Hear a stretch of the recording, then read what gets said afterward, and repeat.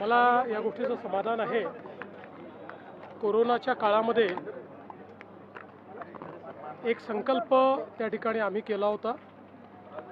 विशेषतः अनेक परिवारांमध्ये कर्ता पुरुष गेल्यामुळे त्यांच्या पत्नीचं मुलांचं भविष्य अंधारात होतं आणि त्यावेळी आमचे संदीपजी जोशी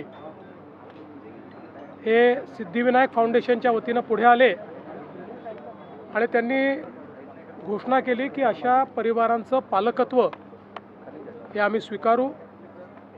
जवळपास 293 परिवार हे रजिस्टर झाले।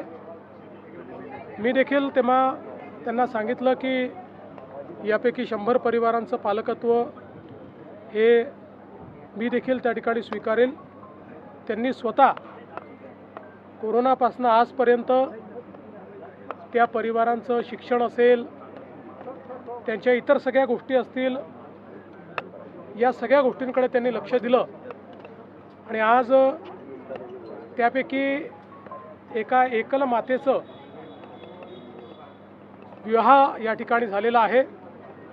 प्रीती ही जी आमची मुलगी आहे तिचा विवाह आज शिवम यांच्यासोबत झालेला आहे आणि पुढच्या काळामध्ये जवळपास या सगळ्या परिवारांमध्ये मिळून 300 मुली आहेत। त्या सगळ्यांचा विवाह होतपर्यंत ही सगळी जबाबदारी संदीपजींच्या नेतृत्वात आम्ही स्वीकारलेली आहे। आज या विवाहाचं अतिशय समाधान आहे, कारण अतिशय कमी वयामध्ये अशा प्रकारच्या घटनेला प्रीतीला सामोरं जावं लागलं आणि आज एक स्थैर्य त्यांच्याही जीवनात येत आहे, ही आनंदाची गोष्ट आहे। आणि मला असं वाटतं की हे जे काही कार्य आहे हे कार्य करताना खरोखर अतिशय समाधान मला वाटतं आणि याकरता संदीप जोशीजी यांचं विशेष आणि मनापासून अभिनंदन करतो। महाराष्ट्र सरकारनं ज्या पद्धतीनं यापूर्वी आई वडील ज्यांना नाही अनाथ मुलं जे आहे आरक्षणासंदर्भामध्ये एक निर्णय घेतला होता।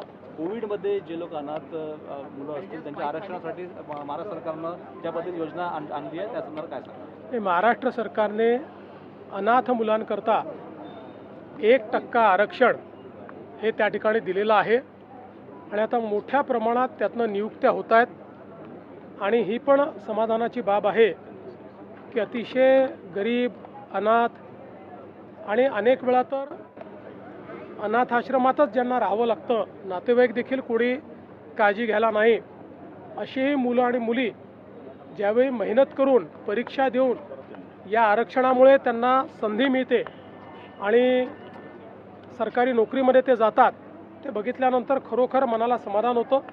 मध्यंतरी अशा काही आमच्या मुलामुलींचं एक मी संमेलन देखील घेतलं होतं आणि त्यांची प्रत्येकाची जी कथा होती ही अतिशय प्रेरणादायी होती। संघर्षातनं माणूस काय करू शकतो हे पाहताना मला खूप समाधान वाटतं। काँग्रेस कार्यमंत्र्यांनी आता दर आठवड्याला किंवा ठराविक कालावधीनंतर विद्यापीठांमध्ये जावं, जेनझींसोबत संवाद वाढवण्याचा एक प्रयत्न दिसतो। मला असं वाटतं की हे अतिशय चांगला निर्णय आहे।